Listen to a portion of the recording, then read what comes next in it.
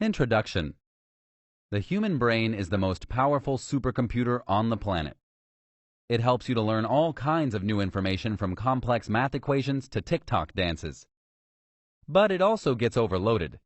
It randomly deletes a fact for no apparent reason. It forgets stuff. And these little inconveniences can lead to big problems when we forget important meetings, make embarrassing mistakes, or struggle to solve problems. So wouldn't it be nice if your brain could operate at its full capacity? Wouldn't it be great if your brain came with a manual that you could follow to optimize its potential? Fortunately, it does. That manual is Brain Rules, and over the course of this summary, we'll explore the rules you need to know if you want to make the most of your brain. Chapter 1. Sleep is your best friend. If you're like most people, then it's probably pretty safe to say that you don't get a regular 8 hours of sleep every night. In fact, you might even think of yourself not as a night owl or an early bird, but as some form of permanently exhausted pigeon. And the reality is that that description is truer than you think. In fact, for most people, the amount of sleep we should be getting is often cut in half. Sometimes it's even less than half. And because this pattern of sleep deprivation is so common, you're probably familiar with the concept of a sleep debt. According to the American Sleep Association, sleep debt, also known as sleep deficit, describes the cumulative effect of a person not having sufficient sleep. It's important for people to understand that a large sleep debt can well lead to physical and/or mental fatigue. The two known kinds of sleep debt are the results of total sleep deprivation and the results of partial sleep deprivation. Total sleep deprivation is when a person is kept awake for a minimum of 24 hours, while partial sleep deprivation occurs when either a person or lab animal has limited sleep for several days or even weeks. As you can see from this example, your sleep debt can have a profound and detrimental impact on your daily life and cognitive function.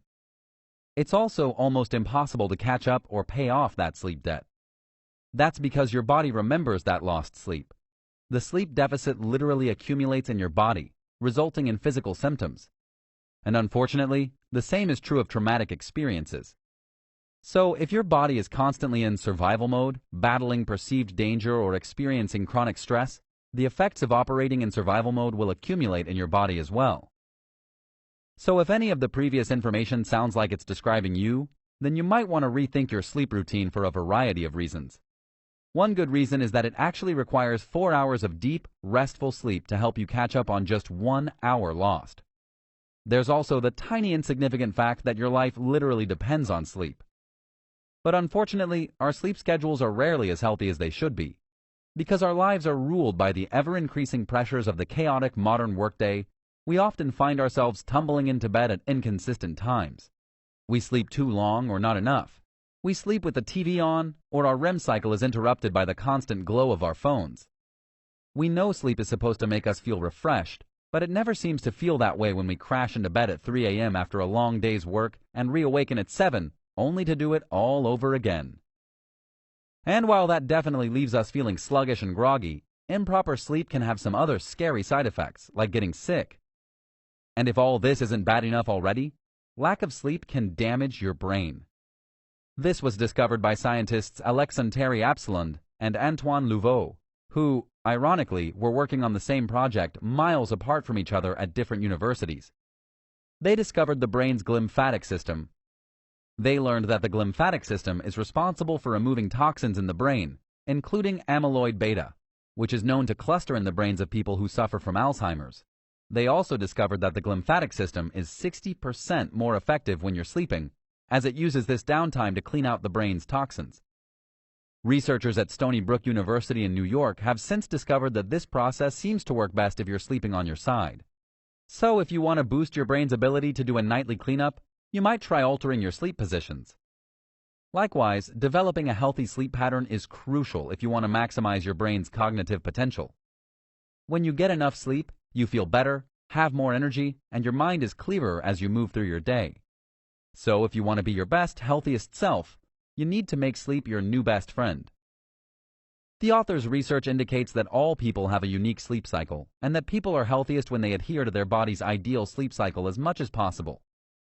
So discovering your body's unique rhythm is the first step to cultivating a pattern of healthy sleep. 10% of the population fares best when they wake up before dawn. These are your quintessential morning people, and people in this category will be at their most energetic through the early morning and afternoon.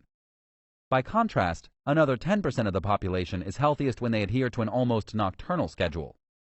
People in this category head to bed around 3 a.m. and they're most alert in the early evening.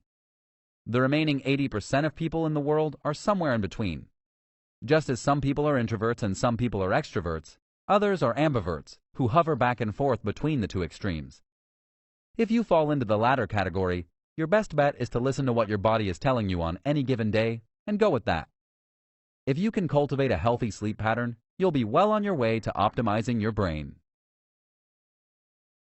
Chapter 2. Fight or flight is a very real response that affects your physical health. Everyone knows about the human fight or flight response.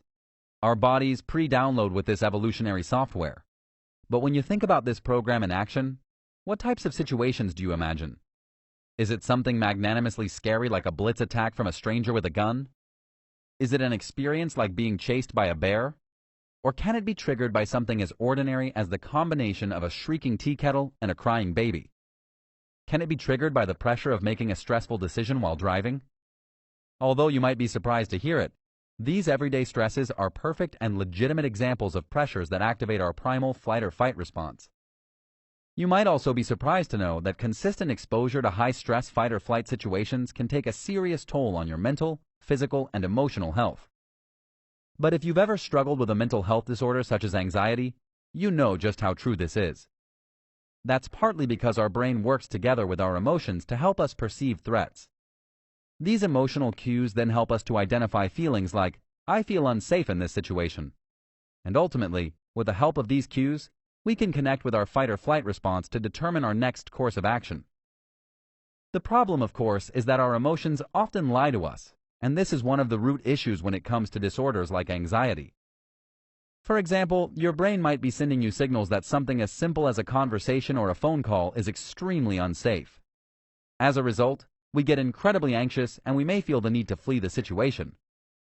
The presence of these conflicting cues, therefore, means that human beings are not always quite as rational as we think we are. Our logic can be easily overpowered by emotional cues. And as you can imagine, these cues and the reactions they trigger can often be problematic. One significant problem is the fact that prolonged exposure to chronic stress can literally cause our brains to atrophy. A stressed brain struggles to acquire or retain information. This can lead to memory loss, trouble concentrating, and an inability to solve problems, complete tasks, or handle stressful situations. It also causes us to develop learned helplessness, which means that we become so accustomed to stress, we stop trying to get better. As you can see from these examples, prolonged exposure to chronic stress affects every area of our lives and leads to some extremely unhealthy results. So if we want to optimize our brain function, we have to start by reducing our stress. Chapter 3.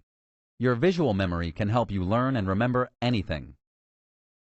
Have you ever wished you had a trick that would help you remember anything? It would be incredible if we had a way to suddenly recall where we'd left our keys or the answer we needed for a biology test. But believe it or not, there really is such a trick, and you can use it to learn and remember pretty much anything. That's all thanks to the power of your visual or spatial memory. Although we frequently take it for granted, our spatial memory is actually more important than we think. In fact, we would quite literally be lost without it. If we didn't have our spatial memory, we would struggle to remember the basic navigational principles that help us stay on top of our daily lives.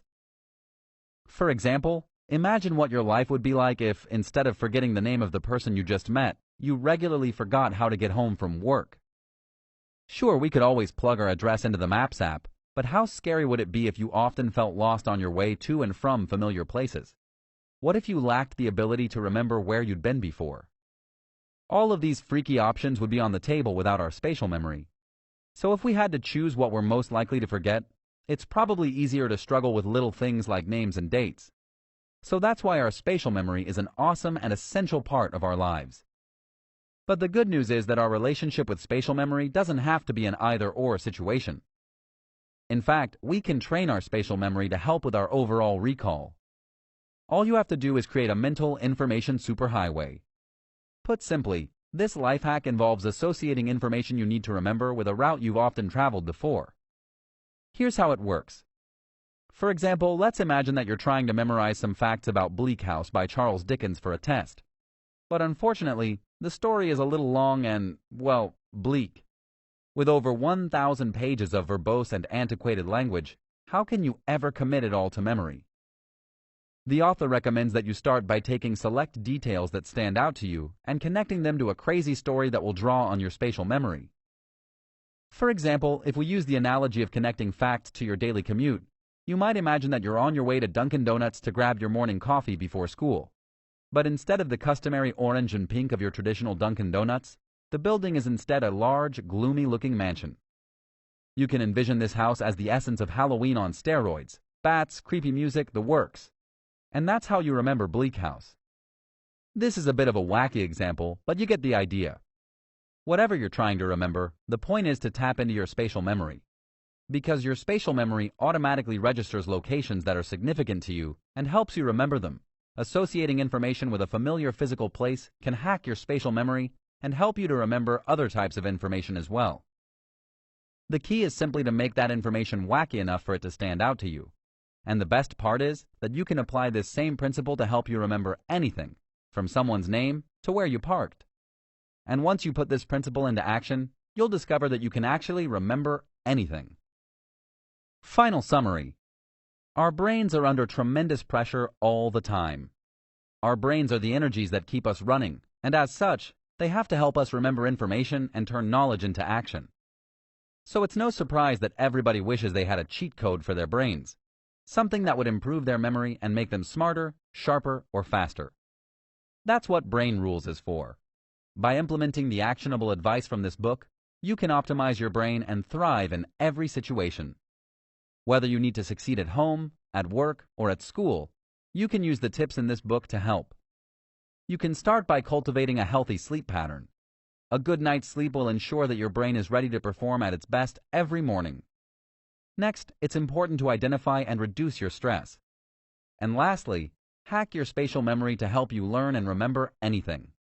When you apply all of these steps to your daily life, you'll find that your brain can perform like never before.